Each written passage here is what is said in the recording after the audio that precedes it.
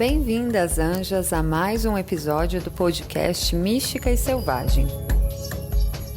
Aqui, toda lua cheia e lua nova, nós falamos sobre as energias da alunação, sob a perspectiva do livro As 13 Matriarcas, da oraculista e autora Jamie Sams. Contar histórias à luz da lua já foi uma prática muito comum entre as mulheres. Por isso eu, Paula Maria Riemer, a mística e selvagem, te convido a mergulhar comigo na sabedoria da tradição oral. Pode pegar um café, um chazinho, se quiser pode até fechar os olhos e vamos lá! A história que a gente vai contar hoje é a história da matriarca chamada Aquela que Cura. Ela é quem rege a 8ª lunação do ano, na qual nós estamos agora no seu ápice, na semana de lua cheia. A gente já tem um episódio sobre ela por aqui, que introduz a história dessa matriarca e nos fala quais são as áreas da nossa vida nas quais ela mais atua. E agora a gente vai contar a história dela, que se chama O Giro da Roda da Cura. Gotas de suor escorriam pelo rosto daquela que cura, enquanto ela massageava os músculos tensos da mulher em trabalho de parto diante dela.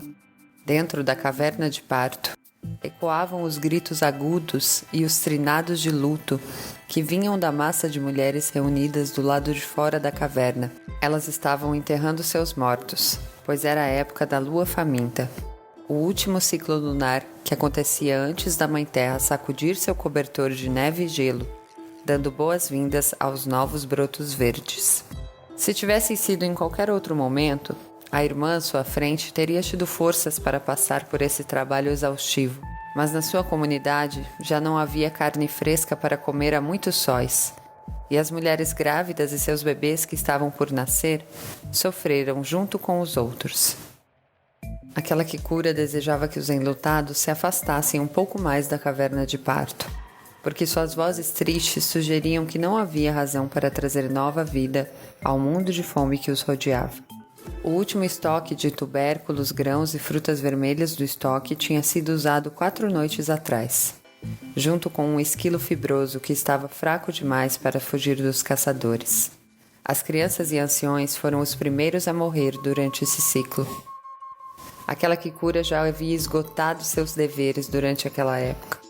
Nenhuma de suas ervas curativas poderia prevenir a fome, e nenhum de seus talentos poderia lhes dar força para lutar pela vida.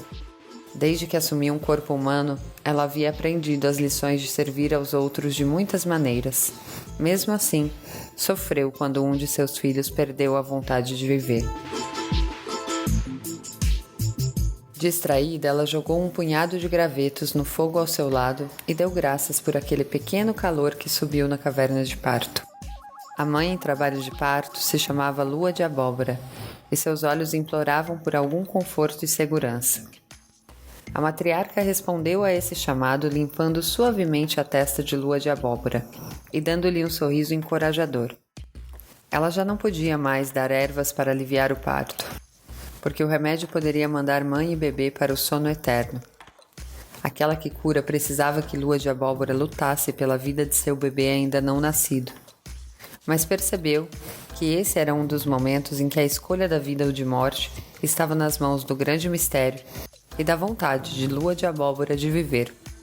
Aquela que cura sorriu para a Lua de Abóbora e gentilmente pegou sua mão, alimentando a força daquela mãe, enquanto outro ataque de contrações torturava o corpo da jovem. A matriarca percebeu que a conexão de Lua de Abóbora com sua própria orenda, que é a essência espiritual de cada indivíduo, era esperança para mãe e filho. Se a mãe pudesse se conectar com sua essência espiritual, o grande mistério poderia alimentá-la com a força que ela precisava. Mas sem essa conexão preciosa, seu corpo faminto sucumbiria. A matriarca colocou sua máscara estoica de apoio e suporte, não permitindo jamais que Lua de Abóbora visse a dolorosa preocupação e impotência que sentia. A essa altura, o enterro dos membros da comunidade que morreram de fome estava concluído. Isso podia ser percebido porque os trinados de luto misericordiosamente cessaram. Durante a lua faminta, os corpos dos mortos foram enterrados na neve, prevenindo assim que se tornassem comida de animais carnívoros. até que o solo fosse descongelado o suficiente para que a Mãe Terra finalmente recebesse os mortos em seu seio. Os montes de gelo na parte de trás das cabanas serviam como túmulos temporários. Era difícil para as pessoas utilizar suas últimas reservas de força vital e energia para enterrar os mortos. Mas esse bando da tribo humana estava disposto a suportar as dificuldades por seus entes queridos. O silêncio era um sinal para aquela Kikura de que duas mulheres que antes estavam com ela logo estariam voltando para a caverna de parto para ajudá-la com as tarefas. O trabalho de parto já estava muito longo, mas a matriarca havia insistido para que as mulheres fossem se despedir dos parentes que haviam deixado cair suas vestes. Aqui a Jamie Sams usa um termo que ela usa diversas vezes durante o livro das 13 matriarcas. Ela diz que quando nós morremos, nós estamos deixando esses corpos físicos para adentrar o mundo espiritual. E a isso ela chama de deixar cair sua veste. Entre as dores do parto, aquela Kikura começou a pensar em quantas gerações ela havia trazido ao mundo e quantas ela havia encaminhado ao mundo espiritual. No início, foi necessário ensinar aos filhos da terra o propósito do luto. Ela se lembrou de como os lamentos e trinados de luto aliviaram as famílias enlutadas nos primeiros invernos de sua caminhada pela terra. Ela lembrava como as canções de luto retiravam o peso da cesta de carga dos ombros das famílias. Essa história da cesta de carga, do que é a cesta de carga, está muito presente na história da matriarca da terceira lunação. Assim que acabar essa daqui, vai escutar aquela também. Ela assistiu ao desapego que ocorreu quando os enlutados puderam expressar sua tristeza e observou os espíritos dos mortos que usaram aqueles lamentos como cordas, confeccionando um arco para direcionar as flechas de suas formas espirituais para a estrada azul. Permitir que a verdade sobre a dor em seus corações fosse expressa serviu bem aos filhos da terra. Aquela Kikura viajava longe em suas memórias, enquanto seu corpo e sua máscara confiante e carinhosa instintivamente atendiam às necessidades de lua de abóbora. As habilidades da matriarca como parteira eram impecáveis. Sua paciência, compaixão e seu talento para assumir o comando, nunca demonstrando pânico, não importa o quão desesperadora a situação fosse, derivavam de centenas de nascimentos. Se sua atenção plena fosse necessária, a voz de sua orenda, que é a essência espiritual, atraria de suas memórias em prontidão instantânea. Imagens de luas antigas passavam por sua mente, trazendo memórias de festas de colheita, casamentos, nascimentos, mortes, fogueiras do conselho, celebrações de ritos de passagem e noites de contação de histórias. Ela se lembrou das lições do Texugo sobre o uso das raízes medicinais, que recebeu quando encontrou o primeiro ser humano com um osso quebrado. A matriarca sorriu em seu coração, lembrando como o Texugo havia compartilhado com elas a medicina de assumir o comando e mostrar agressivamente sua competência em situações difíceis. O Texugo nunca demonstrou agressão a outro ser, exceto quando estava protegendo os fracos ou feridos de alguma força hostil, ensinando àquela Kikura a usar a habilidade de assumir o controle para realizar qualquer tarefa com determinação e vigor, e completar qualquer coisa com eficiência e competência, sem nunca desperdiçar tempo ou energia. Muitos outros seres criaturas a auxiliaram naqueles primeiros dias. Com a cegonha, ela descobriu os remédios que facilitavam o parto. Como posicionar o corpo de uma mulher em trabalho de parto, permitindo que o fluxo das contrações trouxessem à mãe em trabalho de parto sua cria. Ela descobriu a medicina da longevidade e de quebrar e fixar ossos. O besouro mostrou a ela o processo de cura e renascimento por meio de sua medicina da regeneração.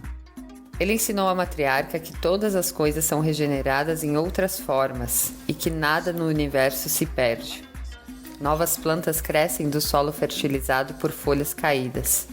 Novos sóis nascem da poeira de estrelas que explodem. Novas células crescem para curar feridas da carne e a orenda é eterna, assumindo muitas formas físicas ao longo do tempo. A serpente ensinou àquela Kikura como transmutar venenos, negatividade e ideias limitadoras para trocar de pele. A arte de também usar pequenas quantidades de plantas venenosas para deixar uma pessoa ou animal imóvel enquanto ela consertava um osso ou fazia um corte aberto. A matriarca relembrava esses aprendizados e seu coração se enchia de gratidão. Esses presentes que haviam sido dados a ela eram os mesmos que agora ela se dedicava a compartilhar com a humanidade.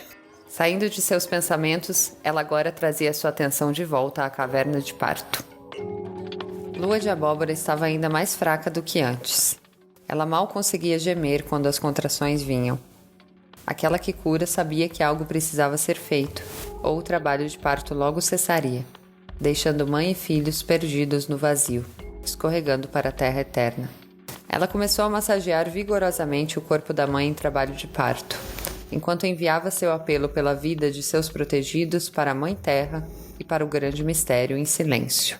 Ao olhar para cima, a parteira notou seu próprio totem pendurado no topo da caverna de parto. Era o rosto de cabeça para baixo do morcego, que nesse momento falou em seu coração. Mãe, olhe para o canto e veja quem está observando seus esforços. Não estamos sozinhos nessa caverna. O morcego é um símbolo super importante que fala de morte e renascimento. Ele está presente nas cartas xamânicas, o oráculo das cartas medicinais, que também pertence a Jaime Sams. Perto do topo da caverna, aquela que cura avistou uma luz azul pálida. Ela reconheceu que ali havia uma forma espiritual, como as que vira em todos os outros nascimentos. A curandeira ficou aliviada e extremamente feliz, pois era a orenda da criança esperando para nascer, que estava na caverna de parto. Esse era o sinal que a matriarca estava esperando. A orenda da criança estava pronta para entrar pela moleira de seu novo corpo, no momento em que a cabeça do bebê coroava de sua mãe. A guardiã das artes de cura tinha visto o milagre do espírito tomando forma 1000 vezes ou mais, e sempre ficava exaltada quando o experimentava novamente. Ela olhou para a lua de abóbora e viu que a massagem estava ajudando a futura mãe a manter uma pequena conexão com seu corpo, mas ela ainda oscilava em sua consciência e precisava estar mais ciente do que estava acontecendo. A parteira colocou-se em uma posição onde Lua de Abóbora poderia apoiar os ombros e começou a cantarolar uma doce e confortável melodia. Ela apertou as mãos e braços de sua filha em trabalho de parto, para fazer com que a força vital fluísse de volta para ela. Depois de 1 ou 2 minutos, Lua de Abóbora abriu os olhos e perguntou: "Estou morta?" "Não, mãe", respondeu a matriarca. "Você não está morta. Alguém está aqui para vê-la, e, portanto, você deve prestar muita atenção. Veja, mãezinha, o espírito de sua cria ainda não nascida está aqui na caverna, e você precisa abrir o coração para ouvi-lo."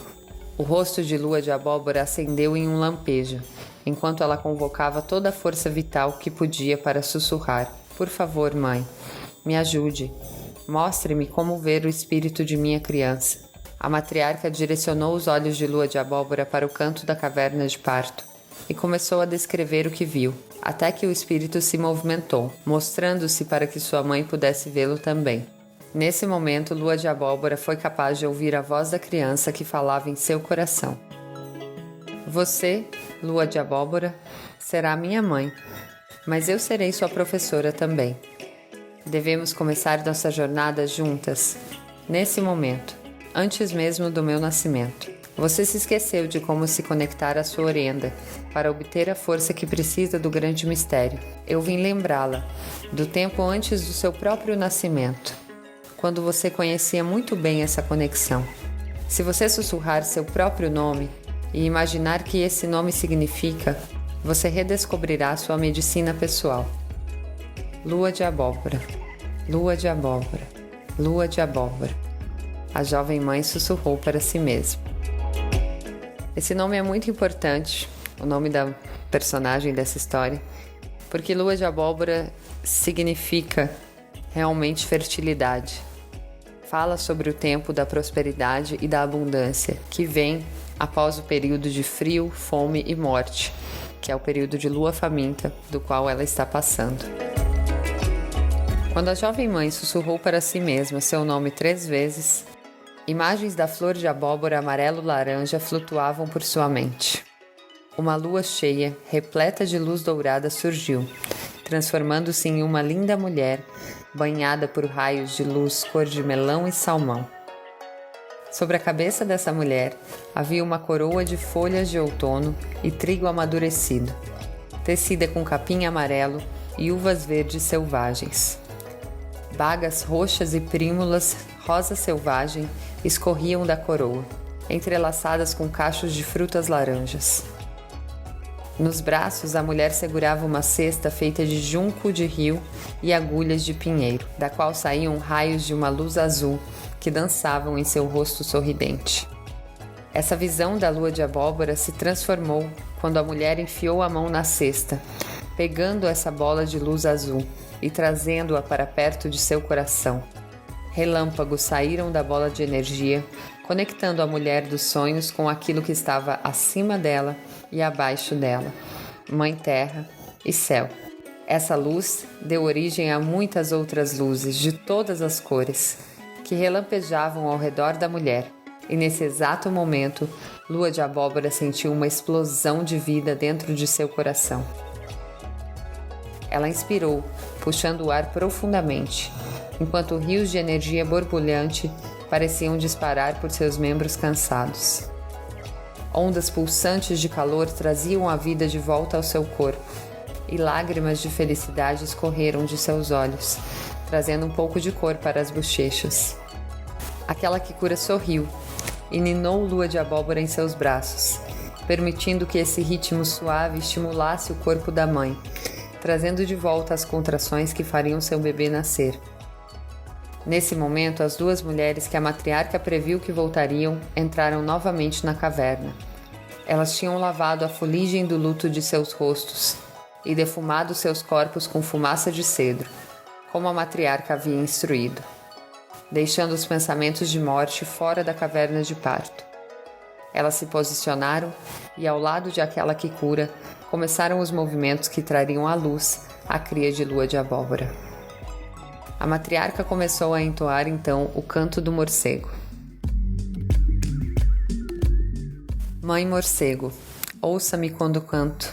Da caverna desse útero, para fora da escuridão você deve voar, para trazer essa criança em breve. Rio da vida, de onde as águas jorram, facilite o caminho para este bebê. Mãe morcego, símbolo de renascimento, liberte o que está estagnado. Na 7ª repetição desse cântico, o morcego, que ainda no topo da caverna assistia toda a cena, levantou voo saindo da caverna. Uma contração trouxe à Lua de Abóbora as águas que rompiam, fluindo do útero da futura mãe. Em mais uma contração, Lua de Abóbora gritou, mas dessa vez não era de dor. Ela gritou de surpresa ao perceber que a essência espiritual de sua criança entrava finalmente pela moleira em seu crânio. Com o próximo empurrão, a criança fluiu para fora do corpo da mãe. O nascimento, como sempre, trouxe consigo crescimento, mudança, morte e renascimento. Apesar de toda a dor, aquela Kikura via um futuro brilhante para a tribo humana, um pouco além do horizonte em sua mente. A matriarca deixa sempre seu espírito disponível para aqueles que tiverem a coragem de alcançá-la, curando seus corpos, mentes ou espíritos feridos. A roda de cura continua a girar, e a vida continua a crescer e mudar. A morte sempre trará o renascimento, e é ela quem nos ajuda nesse processo de cura até o fim dos tempos. Eu espero que vocês tenham gostado dessa história e dos ensinamentos dessa matriarca. Para saber mais sobre as lunações e outros assuntos místicos, me siga nas redes sociais. Eu sou @mística e selvagem, sempre com Y no Mística, tanto no Instagram quanto no YouTube.